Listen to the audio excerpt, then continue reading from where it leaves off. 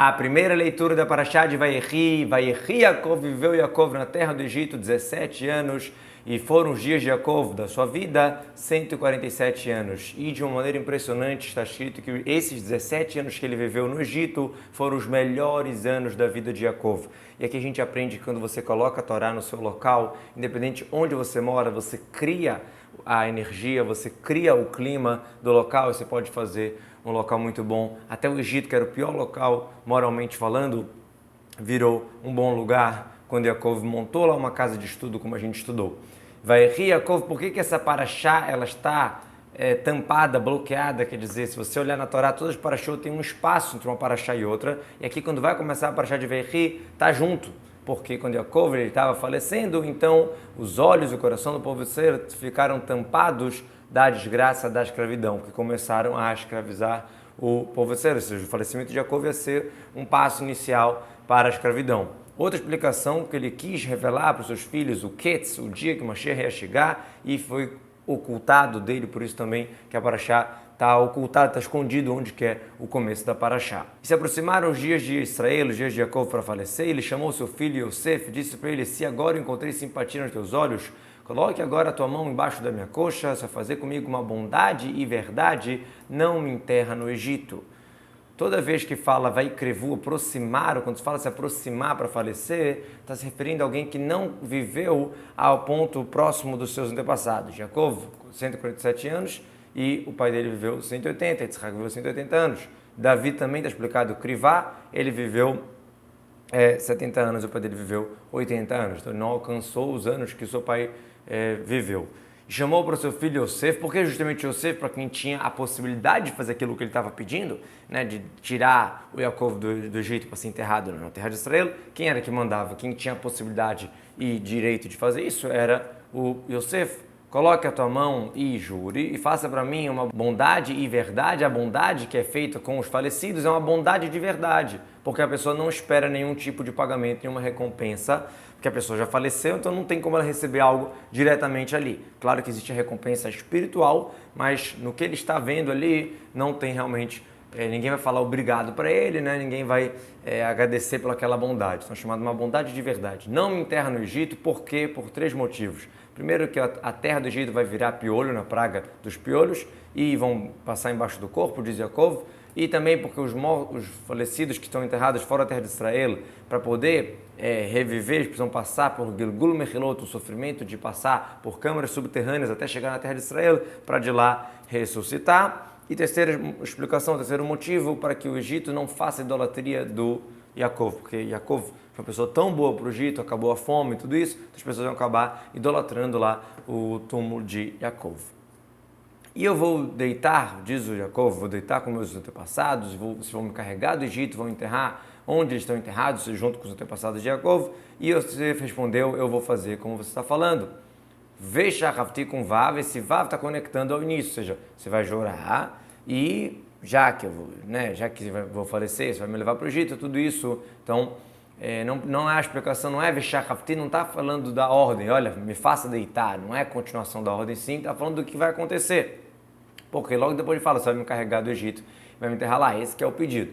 E também a gente encontra em todo lugar que a palavra deitar com os antepassados é o falecimento e não o sepultamento. Então, ele não está ordenando para Yosef, né, que ele vai deitar, ele está informando o fato que ele vai falecer. Como a gente encontra o Vescav David Marotav, que ele deitou, ou seja, ele faleceu com seus antepassados, depois do jeito que ele foi enterrado. Então, quando fala deitar com os antepassados, não é ainda o sepultamento, é o falecimento. E Yaakov não se contenta com a palavra do seu filho Yosef, que ele falou, vou fazer, porque ele sabia que o faraó era um cara muito chato, que talvez não ia deixar tão fácil. Então ele obriga ele a jurar. E Xaviá, ele jura para mim. E aí ele jurou e se curvou sobre a cabeça da cama. Por que que Yaakov se curvou? Tala Beidan Eskidleu, uma raposa na sua época, né, porque ela está dominando, você se curva para ela. Ou seja, Yosef tinha uma posição importante, mas Yaakov era o pai dele, ele estava ali se curvando, não é uma maneira de respeito para o próprio Yosef. Sobre a cabeça da cama, ou seja, ele se virou para o lado da Shekhinah na hora de se curvar. Daqui a gente aprende que a Shekhinah ela está acima da cabeça do doente. Outra explicação, que quer dizer na cabeça da cama, ele estava agradecendo a Deus que a sua cama era completa, ou seja, que não tinha nenhum filho urachá, que mesmo que Yosef era rei e que foi sequestrado, que ficou escravo entre os povos e tudo isso, mesmo assim ele continuava tzadik. Então Yaakov se curvou agradecendo a Hashem que seus descendentes todos eram tzadikim, andando num bom caminho. E foi depois dessas coisas e disse para Yosef: eis que teu pai está doente. E ele pegou seus 2 filhos com ele, o Menashe e Efraim. Quem disse para Yosef? Alguma das pessoas que estavam falando. O passuco está resumido, não fala aqui. Outra explicação diz quem era Efraim, que Efraim ele costumava ficar perante Yaakov, estudando Torá. E quando Yaakov ficou doente na terra de Goshen, Efraim foi lá e contou para o seu pai, lá na parte do Egito, na parte mais central do Egito, onde Yosef estava, na capital, para contar. Menashe ajudava mais Yosef nos seus trabalhos, nas coisas do mundo, e Efraim era mais do estudo da questão de Yaakov.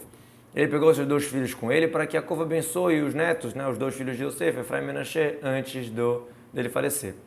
E contou para Yaakov e disse: eis que teu filho Yosef está vindo para você. E Yaakov se fortificou, Israel, Yaakov, e sentou na cama.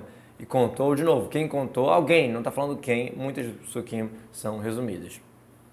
E ele se fortificou, ele falou: por mais que ele é meu filho, ele é um rei, então eu vou dar kavod para ele. Daqui a gente vê que se dá kavod para um rei. Assim também Moshe deu kavod para o rei quando ele foi falar com o faraó. Mesmo que ele estava divertindo ele do pecado, ele usa a expressão bonita: Verdu kolavadecha, ele lá e fala: os teus servos vão descer para falar comigo. Na verdade, o próprio faraó que ia descer no desespero da morte dos primogênitos, para falar com Moshe, mas ele usa a expressão kavod. Também sobre Elial, também está escrito que ele se vestiu em honra do rei.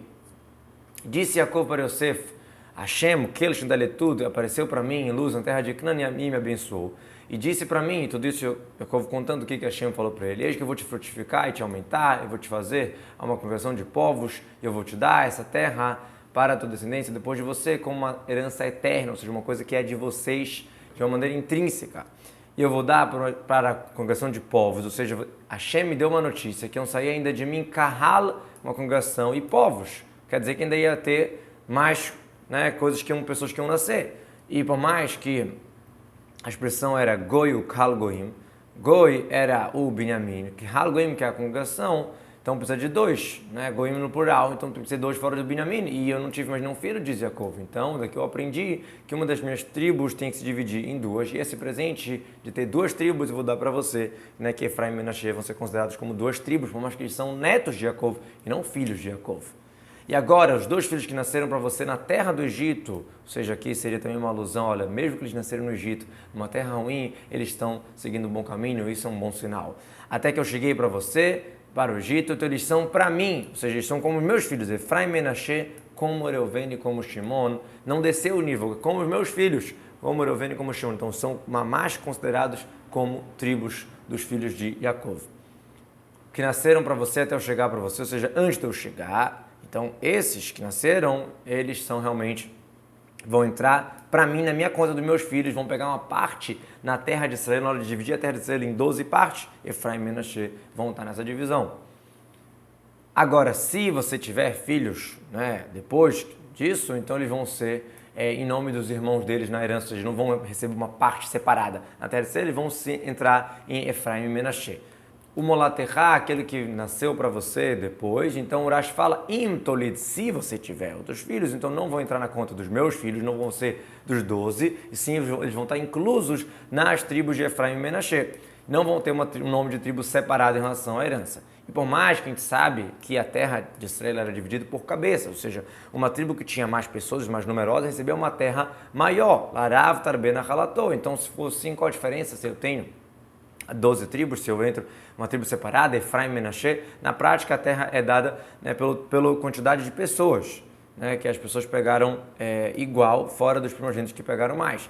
Então, de qualquer jeito, as tribos, para poder fazer os sorteios e o líder de cada tribo e a bandeira, toda aquela questão da tribo, isso realmente fazia uma grande diferença ter essa tribo separadamente.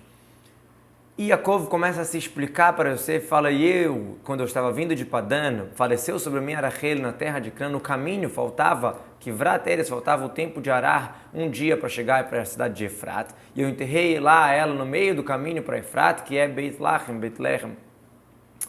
Eu, quando estava chegando de Padan, ou seja, por mais que eu estou te dando esse trabalho de me levar para ser enterrado na terra de Israel, e eu não fiz assim para tua mãe, porque ela faleceu próximo a Beit Lehem, eu nem levei até a cidade, Kivrat Eretz, uma quantidade de terras, faltava um pouquinho para chegar na cidade, que é 2.000 amot, que é o Tchum Shabbat, quanto que a pessoa pode andar fora da cidade no Shabbat, a Sefer Moshe Dashan explica, é muito pouco, 960 metros.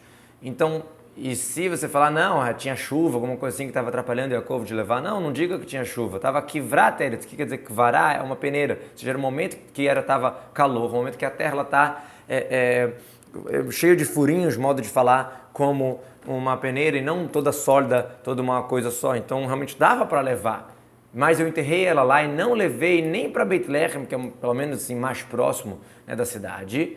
E diz Yaakov, eu sei que você fica com aquela pergunta no coração, por que meu pai fez isso? Mas saiba que isso foi ordem divina. O Hashem mandou enterrar Rachel lá, que ela vai ser uma ajuda para os seus filhos, seus descendentes. Quando Nebuzaradan vai exilar, muitos anos depois, o povo de Israel, vão passar por lá. A Rachel sai do seu túmulo e ela chora e pede piedade. Está escrito que Deus escuta essa voz. Kol baraman ishma, que o Baruch Hu responde, yesh sachar lefulater, beshav banim gvalam, tem uma recompensa para o teu ato e os filhos vão voltar para as suas terras, ou seja, aquele momento que o povo estava sendo exilado e via o túmulo de Rachel ali, que ele ajudou muito em várias situações, conhecido, né, a Ema Rachel, Mame Rochel, etc., que ela já ajudou em várias situações. Então tinha um motivo dela estar ali no meio do caminho, entre aspas, no meio do nada. Tem uma longa explicação sobre isso, né, a questão do papel do homem, o papel da mulher, que não é aqui o momento para estender, mas de qualquer jeito, às vezes o papel da mulher com mais tzniut, com mais discrição, ela consegue efetuar o que o homem não consegue fazer de uma maneira mais revelada. O Unclus traduziu a palavra kivrat aretz kruv ara, que é o tempo de arar um dia. E o Rashi fala, porque faz sentido falar isso, porque tinha um cálculo que era quanto que se arava num dia. Então seria essa mesma quantidade que faltava para chegar na cidade de Beit Lehem. Assim a gente encontra também em outros lugares essa expressão, né, do tamanho da quantidade de um arado. E viu Israel, que é Yaakov, os filhos de Yosef, disse, quem são esses? Ele quis dar Abrahá para eles, e a Shekhinah saiu dele, porque iam sair deles Yerovam e Achav, de Efraim e Erru, e seus filhos de Menashe, que são grandes pecadores. Então eles falam, quem são eles? De onde eles saíram, que eles não estão apropriados para receber Abrahá? Disse Yosef para o seu pai, respondeu, eles são meus filhos, que Hashem me deu com isso. E ele disse, peguem agora eles para mim, eu vou abençoá-los. Basé com isso, como assim com isso? Ele mostrou o documento do casamento, Ketubá e tudo isso. Yosef pediu piedade sobre isso, e aí o Espírito Divino voltou a pairar sobre Yaakov. Por isso que ele respondeu, de volta, peguem que eu vou abençoar, traga eles para mim que eu vou abençoar. Isso que está escrito, Hashem fala que eu fiz o meu espírito voltar para Yaakov por causa de Efraim, ou seja, para poder pegá-los, os seus netos, nos seus braços e abençoá-los de fato, realmente, quer dizer, no início parecia que não ia abençoar, no final das contas, Yaakov abençoou, uma brachá bonita, como vamos ver. Gostaria de apresentar para vocês o projeto Veshinantam, é parceiro do Rumash Diário, e quem quiser acompanhar o Rumash em português, entender melhor, tem aqui no livreto, tem também outras coisas muito interessantes, Tânia Diário e outras coisas muito legais na revista. Podem acessar o site www.veshinantam.org.br e assinar.